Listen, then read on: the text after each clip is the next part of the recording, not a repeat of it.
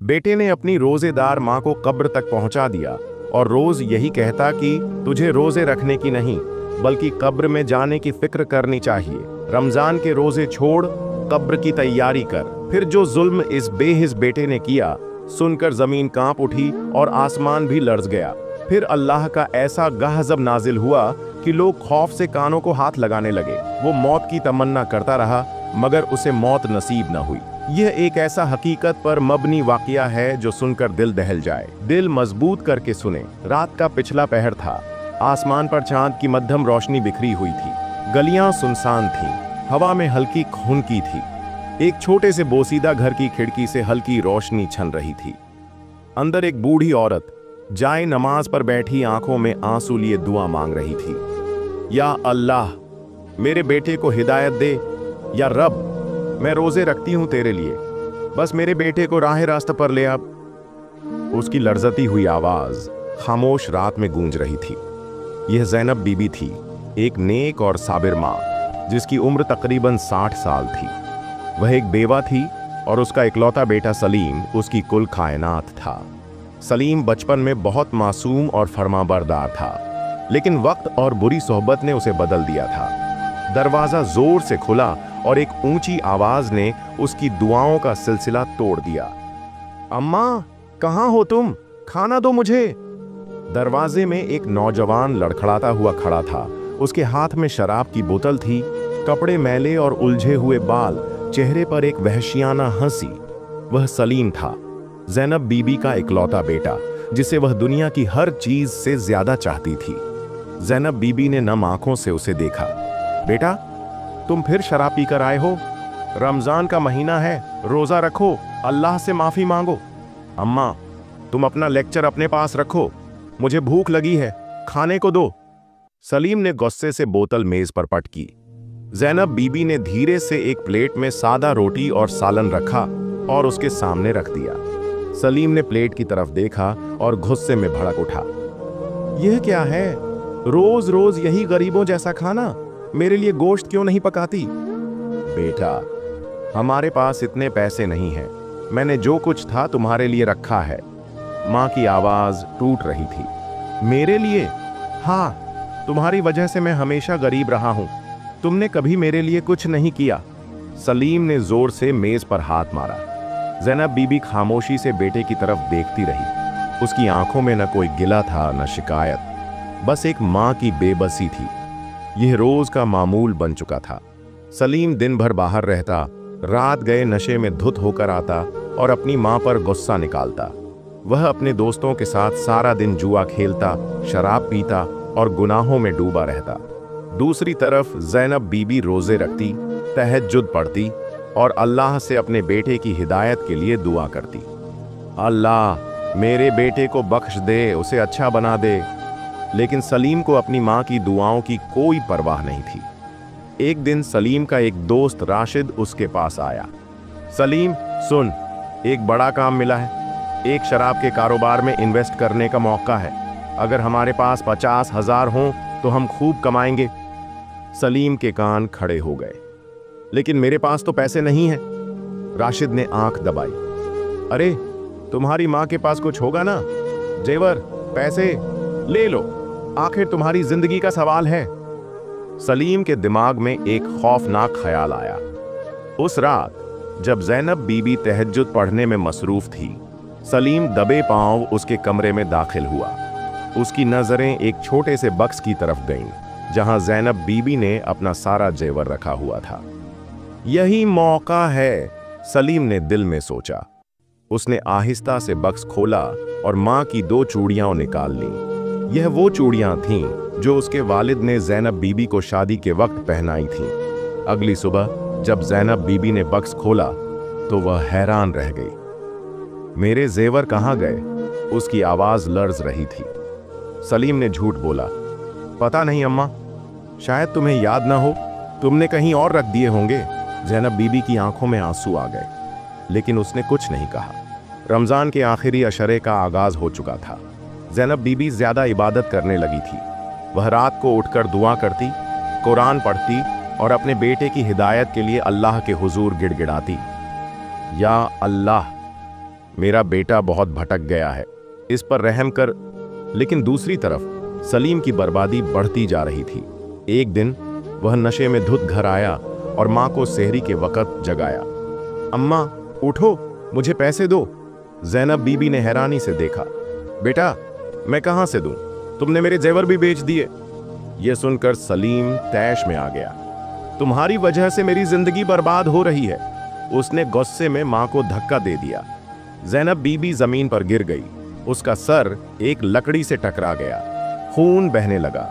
सलीम ने एक लम्हे के लिए देखा, लेकिन फिर कंधे उचकाए और बाहर चला गया, जैसे कुछ हुआ ही ना हो। ज़ैनब बीबी जमीन पर पड़ी थी, उसकी सांसें बेतरतीब हो रही थीं। उसके होंठों पर सिर्फ एक दुआ थी, या अल्लाह, मेरे बेटे को माफ कर दे। ज़ैनब बीबी के सर से खून बह रहा था, मगर उसने किसी को आवाज नहीं दी। वह लड़खड़ाते हुए उठी, दीवार का सहारा लिया और जाए नमाज पर बैठ गई। आंखों में आंसू थे, मगर दिल में बेटे के लिए बद्दुआ नहीं, बस एक ही दुआ थी, या अल्लाह, मेरे सलीम को हिदायत दे। सुबह की अजान हुई। ज़ैनब बीबी ने कांपते हाथों से वुजू किया और नमाज के लिए खड़ी हो गई। उसके दिल में एक सुकून था कि वह अपना फर्ज निभा रही है, लेकिन जिस्म जवाब दे रहा था। उसका सर दर्द से फटा जा रहा था, मगर उसने सब्र किया। सलीम अभी तक घर नहीं आया था। वह हमेशा की तरह पूरी रात बाहर नशे में धुत दोस्तों के साथ गुजार चुका था। सूरज चमकने लगा, मगर ज़ैनब बीबी की आंखें दरवाजे पर जमी रहीं। 10 बजे दरवाजा धड़ाम से खुला और सलीम अंदर आया।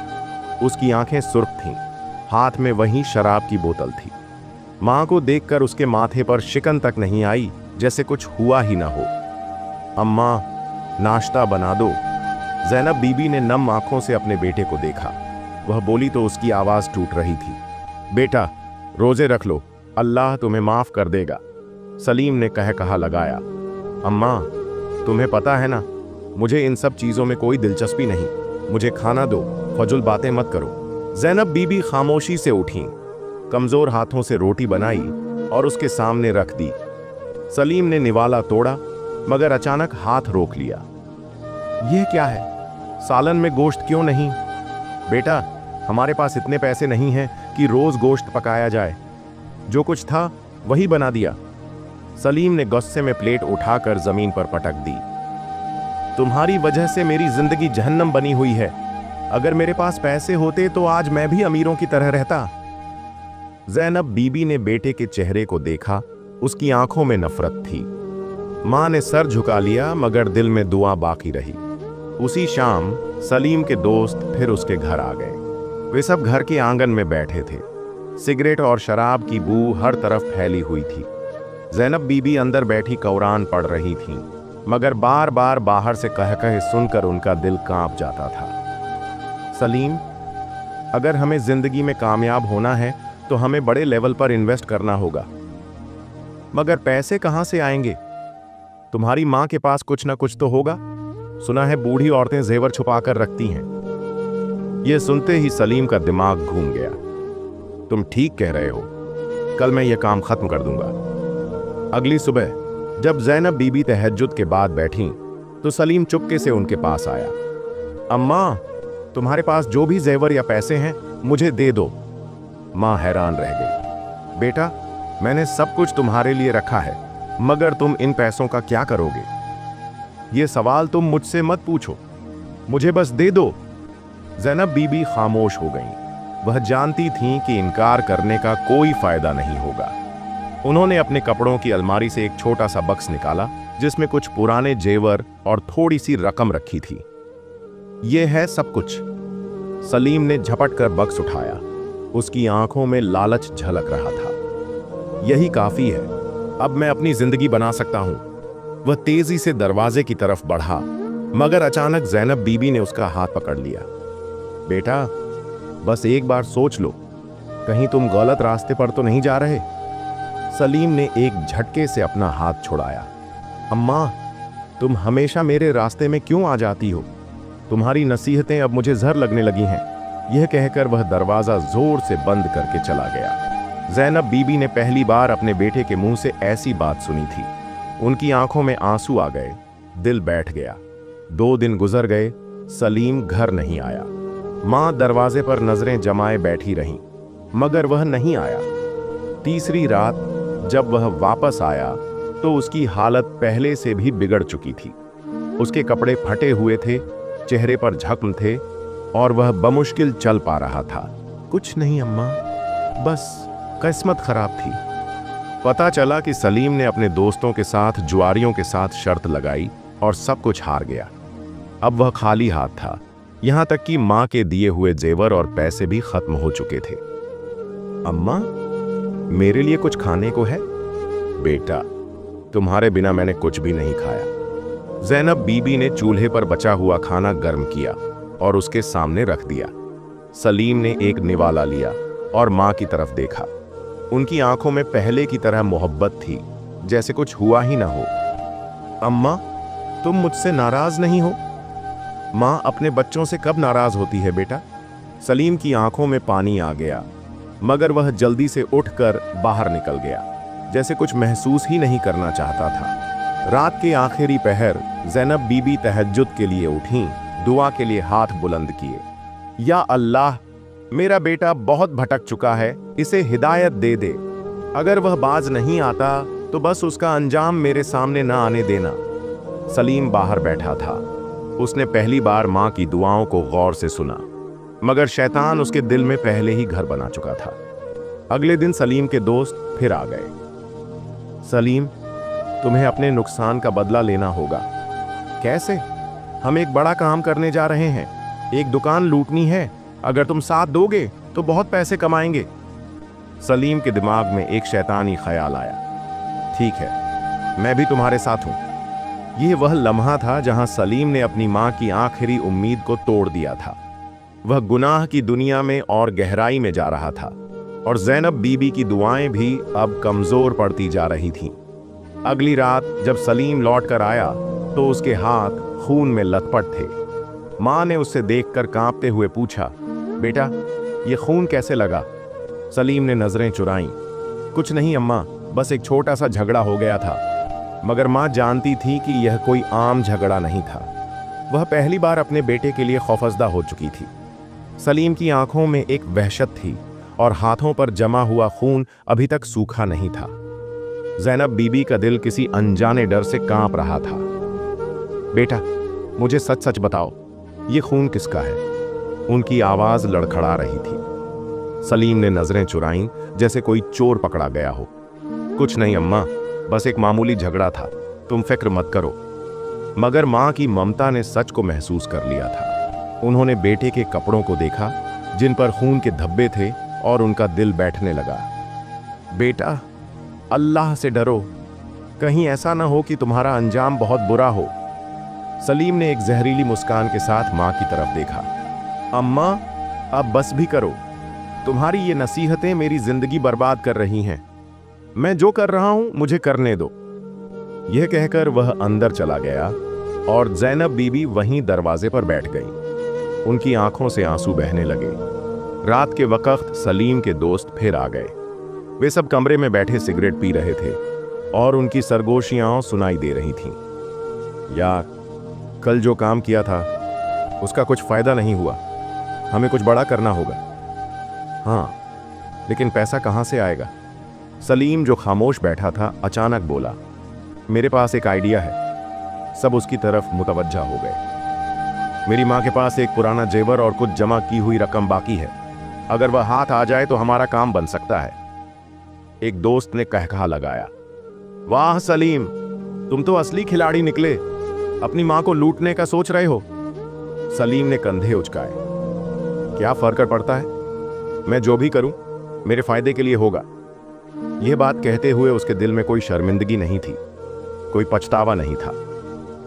अगली सुबह जब ज़ैनब बीबी तहज्जुद के बाद जाए नमाज पर दुआ मांग रही थी, सलीम आहिस्ता आहिस्ता उनके कमरे में दाखिल हुआ।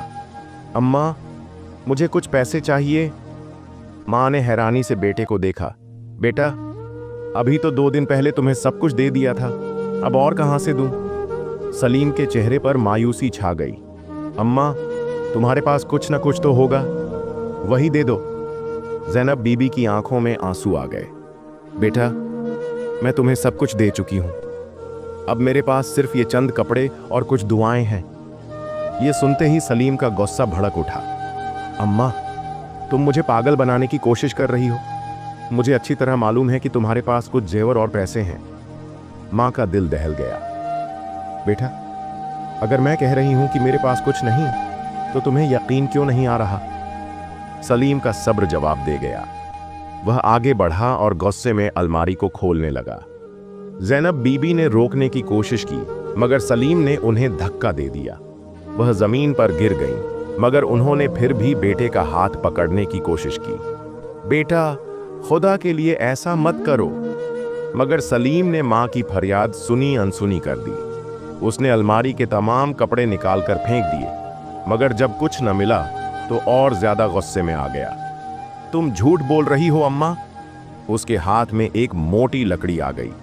उसने धमकी दी, अगर तुमने मुझे नहीं बताया तो अंजाम बुरा होगा। ज़ैनब बीबी ने बेटे की आंखों में देखा, जहां रहम की कोई रमक बाकी नहीं थी।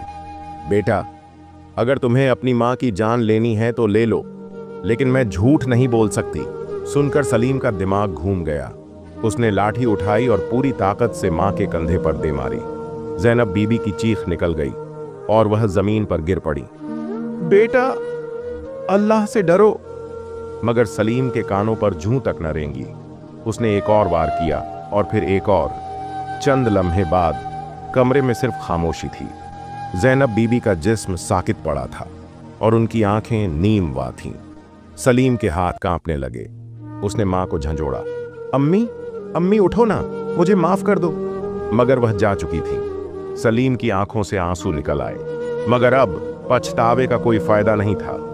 अचानक दरवाजे पर दस्तक हुई। सलीम घबरा गया। वह तेजी से कमरे से निकला और बाहर झांका। दरवाजे पर 2 पुलिस वाले खड़े थे। सलीम, हमें तुमसे बात करनी है। सलीम के चेहरे का रंग फक हो गया। उसके दोस्तों ने शायद पुलिस को सूचना दे दी थी। वह पीछे हटने लगा, मगर पुलिस अंदर दाखिल हो चुकी थी। जब उन्होंने जमीन पर पड़ी ज़ैनब बीबी की लाश देखी तो एक लम्हे के लिए सब कुछ रुक सा गया। यह तुमने क्या कर दिया सलीम? सलीम के पास कोई जवाब नहीं था। उसके हाथ कांप रहे थे और उसकी जुबान बंद हो चुकी थी। चंद लम्हों बाद हथकड़ियां उसके हाथों में थीं और वह पुलिस के साथ जा रहा था। मोहल्ले वाले दरवाजे के बाहर जमा हो गए थे। हर कोई हैरानी और अफसोस से देख रहा था। बेटे ने अपनी रोजेदार मां को मार डाला। यह जुमला पूरे मोहल्ले में गूंज रहा था, मगर अब सलीम के लिए कुछ भी मानी नहीं रखता था।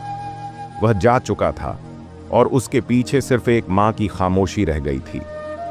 रात की तारीखी छा चुकी थी। थाने की सलाखों के पीछे बैठा सलीम अपनी किस्मत पर आंसू बहा रहा था।